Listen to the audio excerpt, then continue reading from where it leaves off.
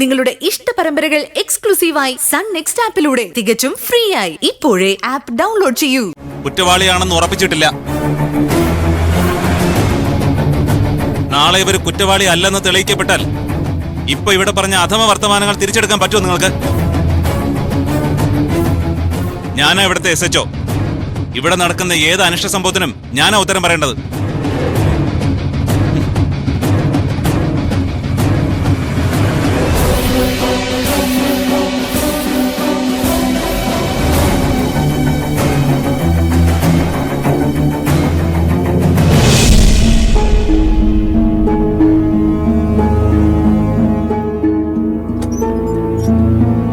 Excuse me, may I come in, sir?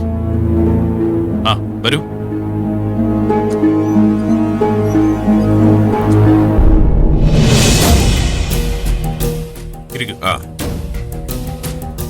നന്ദിതയുടെ ജാമ്യം സംസാരിക്കാനാ വന്നത്. ഈ കേസില് സ്റ്റേഷൻ ജാമ്യത്തിന് ഒരു സ്കോപ്പും ഇല്ല. ഒരു സ്ത്രീയെ സംശയത്തിന്റെ പേരിൽ പിടിച്ചുകൊണ്ട് വന്നതിന് അത്രയ്ക്ക് ഗൗരവം കൊടുക്കണ്ടുണ്ടോ? സംശയത്തിന്റെ പേരിലല്ല, വ്യക്തമായ തെളിവുകളുടെ ബലത്തിലാ അറസ്റ്റ് നടന്നിരിക്കുന്നത്. ആട്ടെ, എന്തൊക്കെയാണ് വകുപ്പുകൾ? വകുപ്പുകൾ പലതും ഉണ്ട് സർ. സെക്ഷൻ 302, സെക്ഷൻ 307, പിന്നെ തെളിവ് നശിപ്പിക്കൽ, ശവത്തിനോട് കാണിച്ച ക്രൂരത, അങ്ങനെ പലതും. വകുപ്പുകളൊക്കെ ശരി തന്നെ.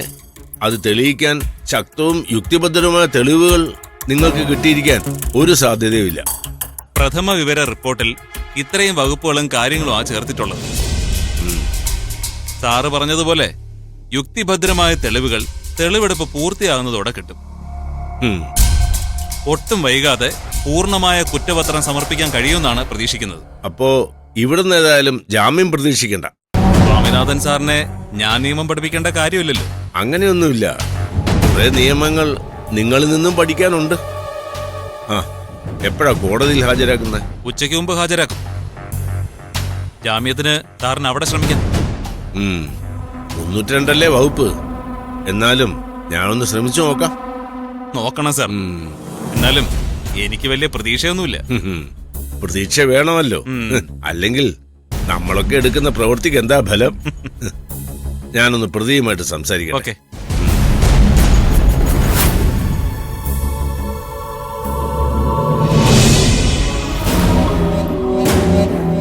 നന്ദിത, പേടിക്കാൻ ഒന്നുമില്ല. സമാധാനമായിട്ടിരിക്കൂ. കുറച്ചു കഴിഞ്ഞാൽ കോടതിയിൽ ഹാജരാക്കും, റിമാൻഡും ചെയ്യും. അവിടെ ജാമ്യം കിട്ടുമെന്ന് ഞാനൊന്ന് ശ്രമിക്കാം. എങ്ങനെയായാലും അധികമൊന്നും കാത്തിരിക്കേണ്ടി വരില്ല. വരുന്നത് പോലെ വരട്ടെ സർ. സഹിക്കാൻ ഞാൻ ഒരുങ്ങിക്കഴിഞ്ഞു. ഈ ധൈര്യമാണ് ഈ സന്ദർഭത്തിൽ ആവശ്യം. കേസ് അല്പം കടുപ്പമുള്ളതാണെങ്കിലും നമുക്ക് നേരെയാക്കി എടുക്കാം. ഞാനും കോടതിയിലെത്താം. ശരി സർ. ഇവിടെ ആരെങ്കിലും ഇൻഡീസെന്റ് ആയിട്ട് പെരുമാറിയോ? ഇല്ല സർ. ഓക്കെ. പിന്നെ വക്കാലത്ത് മുന്നേ ഒപ്പിട്ട് തന്നിട്ടുള്ളതുകൊണ്ട് ഇനി അത് വേണ്ട. ഞാൻ ഇറങ്ങുക. നമുക്ക് കോടതി കാണാം. ശരി സർ.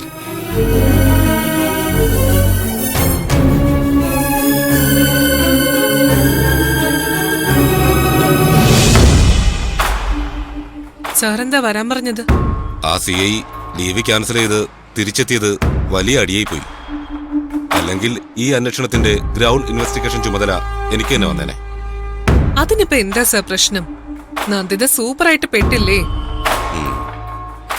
അവളെ പോലീസ് അറസ്റ്റും ചെയ്തു. ഇനി എങ്ങനെ അവളെ രക്ഷപ്പെടാനാ?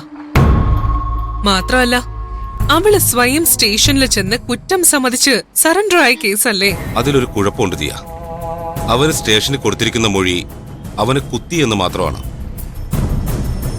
അങ്ങനെ ഒരു കുത്ത് അവന്റെ ശരീരത്തിൽ ഏറ്റതായി പോസ്റ്റ്മോർട്ടം റിപ്പോർട്ടിൽ കൃത്യമായി പറഞ്ഞിട്ടുമില്ല. അത് തിരിച്ചറിയാനാകാത്ത വിധം ശരീരം കത്തിക്കരിഞ്ഞിട്ടുമുണ്ട്. പിന്നെ മരണകാരണം കത്തിക്കുത്തേറ്റതുമല്ല. സാറ് പറഞ്ഞു വരുന്നത് നന്ദിത നിരപരാധിയാണെന്നാണോ? ആ വള്ളത്തിലും കൂടെ കാല് വെക്കാൻ പ്ലാനുണ്ടോ? ഏയ്, അങ്ങനെയൊന്നുമല്ല. കുറ്റം തെളിയിക്കാൻ പറ്റുന്ന തരത്തിലുള്ള ഒരു കുറ്റപത്രം കോടതിയിൽ സമർപ്പിക്കാൻ പാടാണ് ഈ കേസിൽ. നന്ദിത രക്ഷപ്പെടാനുള്ള എല്ലാ സാധ്യതയും ഉണ്ട്. നന്ദിത എന്തായാലും അവനെ ആക്രമിച്ചതായി സമ്മതിച്ചിട്ടുണ്ട്. അങ്ങനെ ആക്രമിക്കപ്പെട്ടിട്ടുണ്ടെങ്കിൽ ആ ആക്രമണത്തിൽ നിന്ന് അവൻ രക്ഷപ്പെട്ടിട്ടുണ്ടെങ്കിൽ അവൻ വെറുതെ ഇരിക്കുന്ന സാറിന് തോന്നുന്നുണ്ടോ?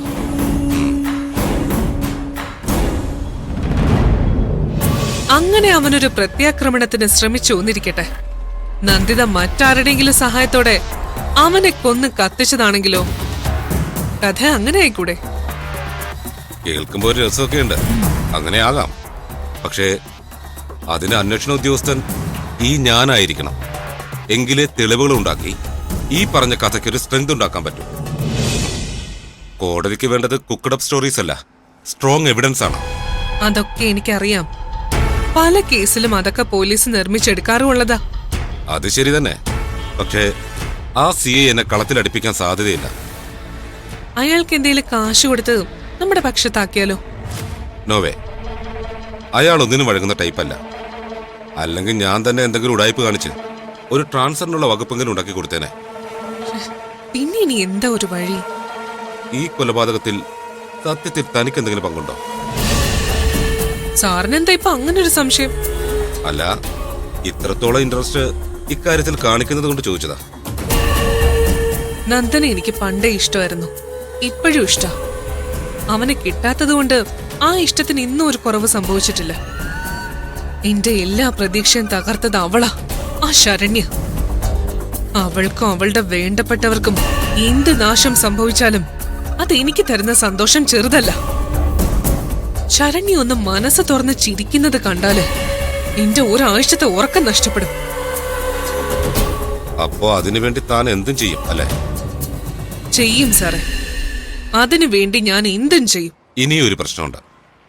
ചരണ്യെ കാണാനില്ലെന്ന് പറഞ്ഞ് ആ വക്കീൽ സ്വാമിനാഥൻ തന്ന പരാതി ഇപ്പോഴും ക്ലോസ് ചെയ്തിട്ടില്ല. അവൾ എവിടെയുണ്ടെന്ന് അറിയാമെന്ന് പറഞ്ഞ് നന്ദിത ഒഴിഞ്ഞു മാറി. തനിക്ക് ഈ തിരോധാനത്തെ പറ്റി എന്തെങ്കിലും അറിയാമോ? സത്യത്തിൽ അവൾ എന്തിനാ ഇറങ്ങിപ്പോയത്? ആ ശിവദാസ് നന്ദിതയ്ക്ക് ഒരു വലിയ കമ്പനിയുമായൊരു കോൺട്രാക്ട് ഒപ്പിച്ചു കൊടുത്തു. ഞാൻ അതിലൊരു ചെറിയ കളി കളിച്ചു.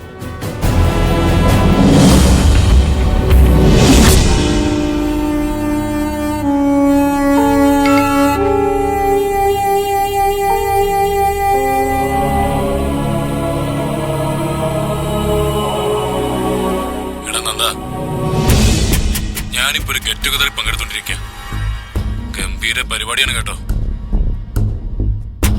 കൂട്ടത്തിലൊരു സ്ത്രീയുണ്ട്, ഞാൻ എവിടെയൊക്കെ വെച്ച് കണ്ടിട്ടുണ്ട്. നല്ല പരിചയം. സംശയം തീർക്കാൻ വേണ്ടിയാ ഞാനിപ്പോ മെസ്സേജ് ഇടുന്നത്. താഴെ ഞാൻ അവരുടെ ഫോട്ടോ ഇടുന്നുണ്ട്, ഒന്ന് കണ്ടു നോക്ക്.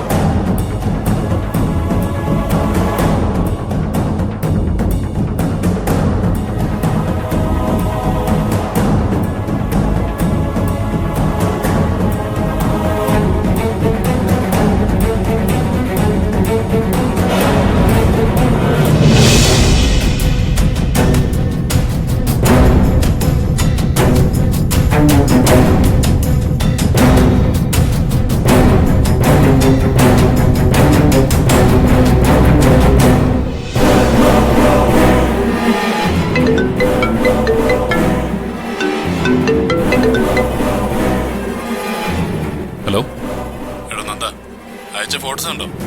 ഗംഭീരായിട്ടില്ലേ? അത്ര ഗംഭീരമായിട്ട് തോന്നിയില്ല. തനിക്കത് ലൈവായിട്ട് കാണുന്നുണ്ടോ? ഒന്നിങ്ങോട്ട് ഹോട്ടൽ ഗ്രീൻ പാർക്ക് വരെ വന്നാ മതി. ഈ ഫോട്ടോസും വോയിസ് മെസ്സേജും ഒക്കെ എന്റെ ഫോണിലേക്ക് ഇങ്ങനെ അയക്കുന്നതിന് എന്താ ഉദ്ദേശം? തനിക്ക് എന്താ വേണ്ടത്? ഒരു മനസുഖം, ഒരു സന്തോഷം, അത്രേ ഉള്ളൂ. സുഖവും സന്തോഷമൊന്നും ഇങ്ങോട്ട് ചെലവാക്കാൻ നോക്കണ്ട. ഇനി മേലിൽ ഇങ്ങോട്ട്. Hello hello